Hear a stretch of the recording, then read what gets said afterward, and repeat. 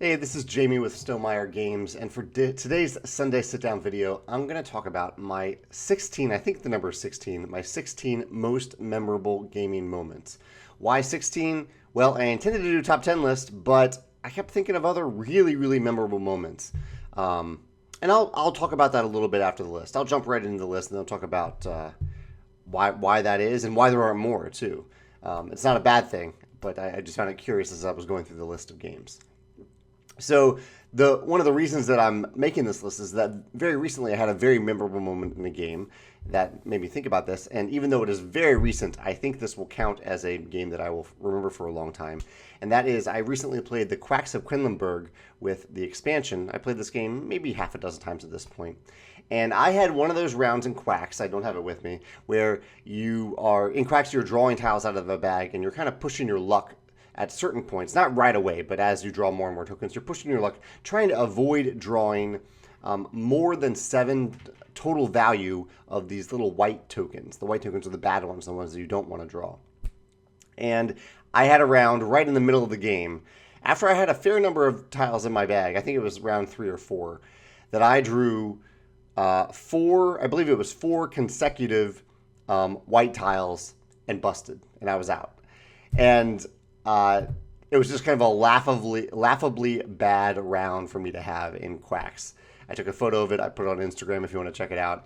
And I commented on Instagram afterward that I think push your luck games kind of create these moments because they create moments where you might push your luck and do really well, or they create moments where you might push your luck and do really poorly. They create these outlier moments that are memorable. Whereas any other given round in Quacks, I don't remember what happened. I just remember that particular round. So that's my number. These are in no particular order. That's the most recent one, the Quacks of Quedlinburg. Very memorable moment there. Minor spoiler here for the 7th continent, very minor. In I believe it my first play, or at least my first curse in the 7th continent, maybe first or second play, we got off track. We weren't sure what the curse was trying to have us do, and so we didn't really know what we were looking for, and we ended up going into a cavern. And we knew pretty much right away that we shouldn't be in this cavern, but we just wanted to see what would happen. And so we spent almost an entire session of 7th Continent exploring this cavern that had nothing to do with the current curse and getting right to the very end and then making the wrong choice at the very end that I think would have had us solve another curse that I never even got to. But it was this very memorable session because we knew that we were doing the wrong thing, but we were just like, we're having fun doing this. We're having fun going off the path that the game wanted us to go on, and we're having fun doing this, and we're just going to see what happens. So 7th Continent is my second most memorable game because of us going off the path for that reason. Here's one that I do have. Let's see if I can get it up here. So 7 Wonders Duel. I had a session of this game that just happened to be memorable because it came down to the last card, and that happens a few times with these memorable moments. There are a lot that are like narrative driven, some that are memorably bad, memorably good, but there are also a couple that are just, they come down to the last moment. And so I think this is one thing that I think games do interesting when it comes down to your last play or your opponent's last play. And in 7 Wonders Duel, that was the case. It was one of these things where in 7 Wonders Duel, there are these cards that are you can kind of see it on this pyramid here. There are cards that are face down, cards that are face up. And I had a choice between 2 different cards that were going to reveal another card. And I needed that reveal to not be, I think it was not being military. And it ended up being military. And the opponent, it was just enough for that opponent to win. But I had to choose a card that would have flipped one card. And I chose one over the other. And if I had chosen the other card, I think I would have won and I chose this other one and my opponent won. But it was just really cool that it came down to one specific card flip right at the end of the game. And I will always remember playing that game against Chris. I remember the person I played against. I remember, I don't remember obviously all the details, but it was a very memorable moment with 7 Wonders Duel. Time stories. has actually quite a few memorable moments. Some of which are comical. I think Time Stories does humor fairly well. So there are some weird things that happened throughout Time Stories that I remember. And this is definitely a spoiler if you want to play Time Stories Under the Mask, which I think is my favorite memorable moment in Time Stories. And that is, again, spoilers, in Time Stories Under the Mask, there are two people that you meet, a man and a woman that you meet as you are going on your adventure. And if you are paying attention to the story, you know that these two characters have a history together and that they do not get along. And there's a certain moment where if you enter the final dungeon, the final cave in Under the Mask, the game asks you, hey, do you have this character and this other character? And if you do, you lose. I think it's an instant lose. Fortunately, we didn't have them. But I remember this thing that didn't even happen to us because I was like, oh, that is just so brilliant. And we came so close to having those two characters together. There's even another memorable moment in Under the Mask that I'll never forget, but I don't want to spoil more than one from the same scenario. But Under the Mask, I feel like I'm showing you a photo here, but I'm not. Under the Mask has that really memorable moment in Time Stories. So if you're looking for memorable moments, I'd actually really recommend Under the Mask. I think it has at least two, and there are other things that I remember specifically from that scenario. A lot of them narrative-driven. So the narrative is one major way here to make these memorable moments. I'm going to actually write this down. I didn't write that down. But narrative moments, outliers, and coming down to the last minute, like last-minute plays. Next up is Ra. Ra is another last-minute play. There was a specific session of Ra. So in Ra, it's, again, a little bit of push your luck, a little bit of auction. You were drawing these tiles out of a big bag and playing them. And the tiles are either Ra tiles, which have the potential of ending the round, or they are good or bad civilization tiles that you are acquiring throughout the game. And we were playing Ra, and the bag was almost empty. And we knew there were two tiles left in the bag, and one of them was a Ra tile that would end the game and really hurt the player who was drawing the tiles, and one of them was a really good tile, and the player happened to get the really good tile. 50-50 shot, game on the line, they got the right tile. But I love that. I mean, they held the bag up. The bag was almost empty except for those two tiles, and they chose randomly but correctly, creating this really memorable moment from Ra. Magic the Gathering. I actually, as much as I played Magic, there are a number of memorable moments from Magic, but I'm going to say the most recent one because there's so many that have come from constructed decks. Now I play mostly limited. That's the draft format where you kind of build a deck on the fly and play against other players after a draft. It creates maybe fewer memorable moments because you're not playing the same deck all that often, opposed to a standard deck where you're playing it a lot and having some outlier moments. But very recently in a draft, I was playing against my girlfriend. And it could have been anybody, but it's even more memorable because it was my girlfriend. And I played this giant dinosaur card on turn 3. I think it was a 7/6 dinosaur on turn 3. It had a downside, but it was like if you actually get this card out on turn 3, it's huge.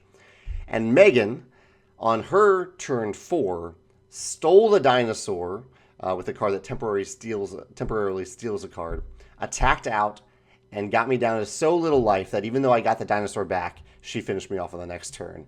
I took a photo of it, and it was one of these memorably bad outlier moments, but it was also awesome because it was a perfect confluence of things. Like I happened to get this really good card out. She happened to get the right card at the right moment, and the game ended so quickly. Games of Magic usually don't end that quickly. So definitely a big memorable moment from Magic. And I believe that was the most recent core set, maybe the 2020 core set. I believe that's the one that I'm referring to. Hanabi, a game that you wouldn't think would have many memorable moments. So this is a game where you can't see your own hand of cards. You're cooperating with other players to try to play a bunch of cards in a certain order. But Hanabi, my main gaming group, we had never won Hanabi. And Antoine Bauza happened to be at Gen Con. This was like 2013, 2014 maybe. 2014. It was 2014. And my friend got him to sign her copy of Hanabi. And so we had never won. We had a signed copy of Hanabi. I don't think this is the copy. Yeah, this isn't signed. And we sat down and played it. And for the first and only time since then and after then, we had a perfect game of Hanabi. Flawlessly perfect. Where we got rid of all of our cards, and I think there were other factors too that made it even more perfect. I think it was mostly just that we got rid of all of our cards just in time. And we did it, and it was with the newly signed box. And so those two things kind of come together that make that a really memorable gaming session of Hanabi. How many have I gone through so far? 1, 2, 3, 4, 5, 6, 7. So we're almost halfway through. Oh, Scotland Yard. I forgot to take this off the shelf, but I have Scotland Yard on the shelf. Scotland Yard is a hidden movement game, a one versus many hidden movement game. And we played, I can't remember who the player was. I wish I could. It might have been me. But there was one session of Scotland Yard fairly recently, or like half a year ago, where you're trying to catch Mr. or Mrs. X in Scotland Yard. And whoever was playing Mr. or Mrs. X made a mistake. And on turn either 2 or 3 of the game, we caught him or her, whoever it was. We just happened to do it. They happened to like miss something, and we caught them. And it was like, that never happens in Scotland Yard. But it happened in this game, and it was just this laughably bad moment that I'll never forget, because it was, I mean, who loses Scotland Yard in turn 2 or 3? Yeah. Again, another outlier example. Just One, another one that I forgot to take off my shelf back there. Sorry, I have it back then. Just One is one of my favorite games of 2019. It's a cooperative party game where all players are writing down a one-word clue to help another player guess what the word is. And in Just One of the things that can happen is if I write down the same clue as you, we don't get to show the guesser the clue. We have to put them face down. And we were playing like a 6 or 7 person game. And all of us, except for one player, wrote down the same thing. I can't remember if it was the same thing or wrote down multiple things that were the same, but we all had to put them face down. And I'm pretty sure, if I'm remembering this correctly, that the word that we were trying to get Mira, I think it was Mira's turn, my friend Mira, to guess was Christmas. And her husband had written down Gremlins. I'm pretty sure this was the circumstance. I know it was within that session.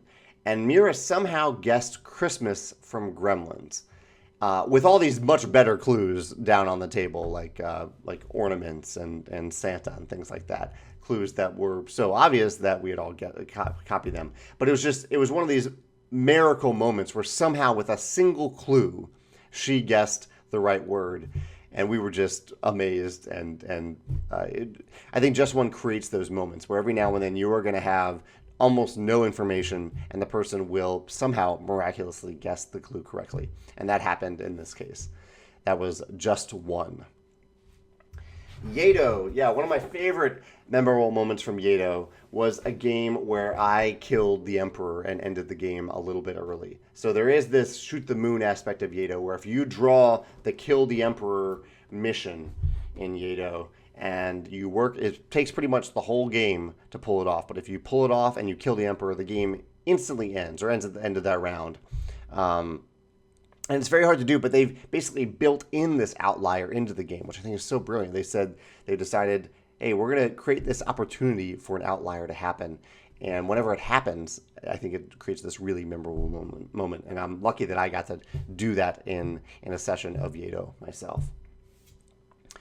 Summit, yet another. I'm terrible at this today, guys. There are multiple games on this list that I didn't pull off the shelf. Summit is a mountain climbing game that I also have on my shelf back there and forgot to pull it out. And in Summit, you are cooperatively or competitively, I've only played the cooperative game, you're cooperatively trying to climb a mountain, get to the summit, and get that person who summited back down to the bottom of the mountain. And one of my favorite stories from this game that I've probably told on this channel before is on my second turn of the game, where I am like literally 15 yards from base camp. I've barely started up the mountain. I drew an event card that said that I got so hungry that I ate my Sherpa, which is obviously a terrible thing to do to any human being. But in a game, in the magic circle of a game, it created this amazing moment where I got hungry like minutes after eating breakfast, and within sight of the base camp, I got so hungry that I decided, I'm not going to go back and get a snack. I'll just eat my Sherpa right now. And that story has persisted in our group for a long, long time now because it was such an outlier, such a weird thing to happen. And it's one of my favorite memorable moments from Summit or from any game. So this is a recent one. We'll see if this withstands the test of time, but I think it will. QE is an auction game where you can write down any number. And as far as we know, as long as it is a specific definite number, you can write down anything you want. And so in our most recent play, things got kind of weird. And we were writing down weird calculations, like making people calculate certain multipliers of dates. And one other thing that someone wrote down was your salary. So the person reading the thing had to factor in their own salary as a number in the game for them to consider in the auction. So it was just weird. The entire game just got weird because of what we were writing down, and I love it for that. I love that the game kind of gave us permission to do that as long as we wrote down specific numbers in the end. So yeah, that's QE and how it created this weird, all too personal game of an auction game of QE. This is another weird one. So, and I'll give this a minor spoiler warning here. So this is from The Rise of Queensdale. Again, minor spoiler from The Rise of Queensdale. So in The Rise of Queensdale, you can unlock a ton of different stuff. And some of the stuff persists, some of it doesn't. And one of the things we unlocked was a shell game. And a shell game is when you hide like something under one of 3 shells, and you move those shells around, and then you reveal one of them. Or players kind of guess which shell has the thing underneath it. And it simulates a shell game. It's not exactly that because there aren't actual shells in the game, but it simulates a shell game, and it created a number of memorable moments. Whenever we got the shell game, whenever there was one player who controlled the shell game, we would chant "shell game, shell game, shell game," and it was just this weird like meta approach to the game that made it fun and silly and memorable. So that's The Rise of Queensdale, the shell game in The Rise of Queensdale. In A Fake Artist Goes to New York, this game is great at creating memorable moments. This is kind of comical memorable moments, which I guess is the 4th category that I didn't think of. Comical. There was a session of A Fake Artist Goes to New York where I was the fake artist. So basically in A Fake Artist Goes to New York, all of the players know what the clue is, and they are taking turns drawing part of what that thing is, or drawing something that represents it. And there's one player who doesn't know what they're drawing, but they still have to draw something, and then at the end they have to guess. And so this was a game where I was sure that that the clue was a farm, and so we were all drawing parts of a farm, and I was sure of this because there was an animal that I thought was a cow that was on this farm. And I, in my very confident state of thinking that I know for sure what it was and acting confident because I'm the fake artist, I didn't want to give away that I was the fake artist, I drew someone milking the cow. But my friends, it was not a cow. They were drawing a circus, and it was a male lion that I drew someone else milking on the picture. For YouTube's sake, I won't show you what it looked like, but it's in here somewhere because we kept it, and it just created this amazing moment in the game that I'll never forget. Amazing comical moment from A Fake Artist Goes to New York. I have 2 more left on the list. One, and I don't have either of them here. One is Risk Legacy. Actual spoiler here from Risk Legacy. Although it's such an older game, hopefully you've either played it or not played it. I'd still recommend playing it if you haven't. In Risk Legacy, you're opening these giant packs of things that you're adding to the game, and one of them you were adding an actual new country to the board, an actual island on the board that you were adding, and I just can't. I throughout the game we were adding stuff to the board, but that took it to a new height. That you could add a whole new island, a whole new country to Risk Legacy. Because it was not just a country to control, but it also connected to continents that had never been connected before in our game. And it will change in your game if you play it. And it was just this awesome. I was just awestruck by the design and by that moment. I'll never forget that, adding the island to the board in Risk Legacy. And finally, for another memorably bad moment from Jamie Stegmaier, I've only played Twilight Struggle once. Twilight Struggle is a top-rated two-player game on Board Game Geek that typically can take, in real life, if you're playing the cardboard form, it can take between 2 and 3 hours. In my first and only game of Twilight Struggle, I lost the game in 45 minutes. I was playing Russia. It was at a game day, and I kind of sat down with a friend, and we were thinking, okay, well, normally we wouldn't play a two-player game at a game day, but we got time. Let's just make this happen. We'll be here for a few hours. And 45 minutes later, Russia lost the game thanks to my poor play. And we've never forgotten it. It's come up many times since then, and I love it. I know some people might get down for losing the game that quickly or having like the Quacks thing happen to them. But I love those moments. I love those moments that you actually remember in a game, whether they're really good or whether they're really bad.